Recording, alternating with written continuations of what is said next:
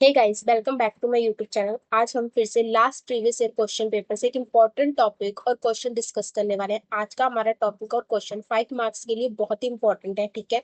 तो आज let's start here. हमारा क्वेश्चन है, डिफाइन मैनेजमेंट अकाउंटिंग और explain the concept of management accounting. Management accounting क्या होती है, इसके आंसर को हम स्टार्ट करते हैं।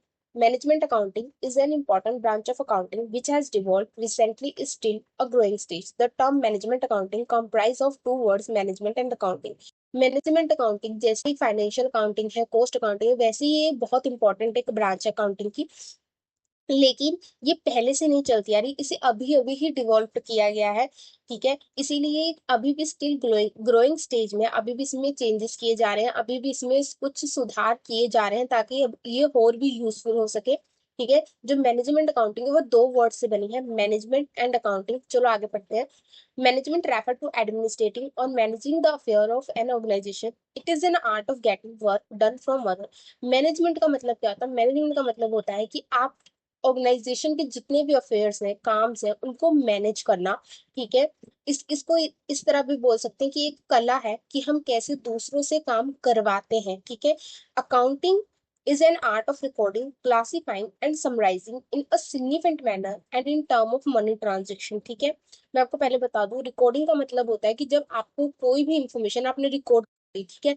अब जैसे आपने आपने चाय की दुकान खोली, ठीक है। तो आपने क्या किया, आपने एक किताब ली और उस पर रिकॉर्ड करते चले गए कि मैंने अभी इतनी चाय पत्ती खरीदी, मैंने दूध वाले को पैसे दिए, मैंने इतने पैसे कमाए, आपने सारे इसमें रिकॉर्डिंग डाल दी, ठीक है। फिर आपने क्लासीफाइंग किया, मतलब अपने घर गए, आपने क्या किया, जितनी आपने परचेज की थी, मतलब चाय पत्ती की परचेज की थी, दूध की परचेज की थी, चीनी की, आपने सब एक अकाउंट में डाल दी, ठीक है, एक साइड पे। फिर आपने क्या किया कि जितनी आपको प्रॉफिट हुई थी, जैसे आपने किसी का उधार वापस आ गया, आपको इतने पैसे इतने पे मिले, इतने गिलास आपने एक्स्ट्रा, तो आपने वो दूसरी बुक में डाल, तो उसको बोलते क्लासीफाई करना है, ठीक है, समराइजिंग। फिर आपने वो सारी कॉपीज देखे, अकाउंट देखे और आखिर में एक समराइज निकाला कि मुझे आज इतने का प्रॉफिट हुआ, मुझे इतने का घाटा हुआ, मुझे कल इतने का अंदाजा पैसा बच सकता था, तो उसको बोलते हैं समराइजिंग, ठीक है। तो उसने यही बोला कि जो अकाउंटिंग है ना, उसका काम है रिकॉर्ड करना, क्लासिफाई करना और समराइज करना एक ऐसे वे में कि वो हमारे लिए यूजफुल हो सके, ठीक है। और हमेशा याद रखना, in term of money transaction लिखा है क्योंकि अकाउंटिंग हमेशा मनी की ही होती है। कभी भी ऐसा नहीं होता कि आप कभी इस बात की अकाउंटिंग कर रहे हो कि वर्कर कितना हार्ड वर्कर है, हार्ड वर्किंग है, वर्कर कितना लॉयल है, वर्कर लीडरशिप कितना उसमें कितनी अच्छी लीडरशिप क्वालिटी है, ये सब चीजें हम कभी मेजर नहीं करते। मतलब क्वालिटीज की अकाउंटिंग नहीं होती, हमेशा मनी की ही ट्रांजेक्शन होती, मनी की ही अकाउंटिंग होती है, क्वांटिटी की ही अकाउंटिंग होती है, ठीक है। सो आगे करते हैं।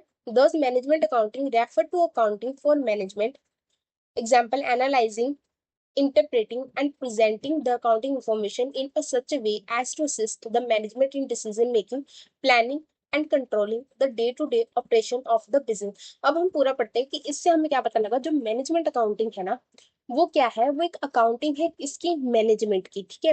अब इसकी अकाउंटिंग का मैनेजमेंट का मतलब क्या है? जो मैनेजमेंट अकाउंटिंग है ना, वो क्या करती है, जो अकाउंटिंग है, जो हम फाइनेंशियल अकाउंटिंग बनाते हैं, उसको एनालाइज करती है, उसको देखती है, ठीक है। फिर उसको देखने के बाद ना उसको इंटरप्ट करती है, मतलब उसको देख लिया, उसने सारी अकाउंटिंग देख ली, समराइजिंग तक तो आपने पहले किया था, उसने समराइजिंग तक लेके इंटरप्रेशन दी कि आपको आगे तक आपकी कंपनी में कितने पैसों की जरूरत है, आप आगे तक डिवॉल्व कर पाओगे कि नहीं, ये सब इंटरप्रेट एनालाइज करती है, ठीक है। एनालाइज करने के बाद वो इंटरप्रेटिंग करती है। इंटरप्रेटिंग का मतलब होता है कि अनुमान लगाना, या आपको एक इंटरप्रेट करना कि आपको अनुमान लगा दिया कि आपको इतने पैसों की जरूरत पड़ सकती है, it is not sure but वो पड़ सकती है, या आपको इतने की सेल करनी, तो इंटरप्रेटिंग करती है। फिर वो प्रेजेंटिंग करती है अकाउंटिंग इन्फॉर्मेशन को, वो फिर क्या करती है, उस इन्फॉर्मेशन को प्रेजेंट करती है, रिपोर्ट करती है किसको, जो ऊपर के जो हेड टॉप मैनेजमेंट होती है उनको।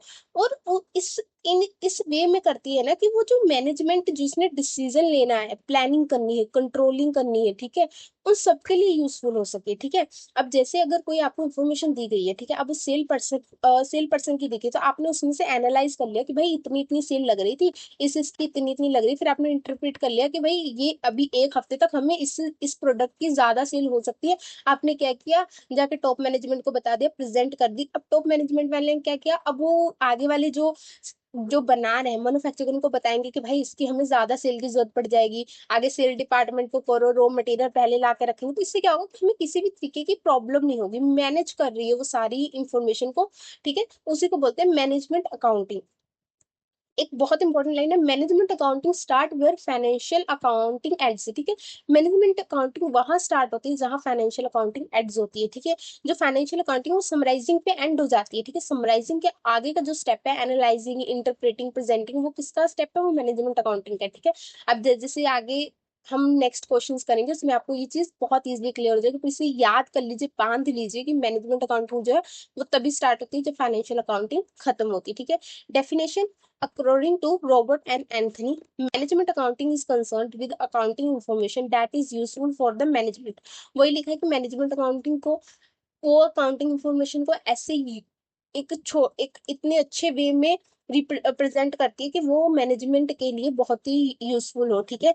लेकिन आपको एक और चीज बता दूं, अगर आपको नाम नहीं याद रहते तो डेफिनेशन में नाम मत लिखिएगा, गलत नाम लिख के आने की जरूरत नहीं कि भाई क्या बताओ देखे ना, इससे आपके नंबर कट सकते हैं। बेशक आपको डेफिनेशन याद है, नंबर नहीं, नाम नहीं है, तो डेफिनेशन ऐसे सिर्फ डेफिनेशन तक लिखे, आगे नाम लिखने की जरूरत नहीं है। आप सिर्फ डेफिनेशन लिख दे, ठीक है। अगर आपको डेफिनेशन भी याद नहीं है, आपको लगता है कि मुझे डेफिनेट, तो लिखने की जरूरत ही नहीं है। ऐसे नहीं कि हम ज्यादा नंबर बढ़ाने के चक्कर में नंबर उल्टे कट जाते हैं, ठीक है।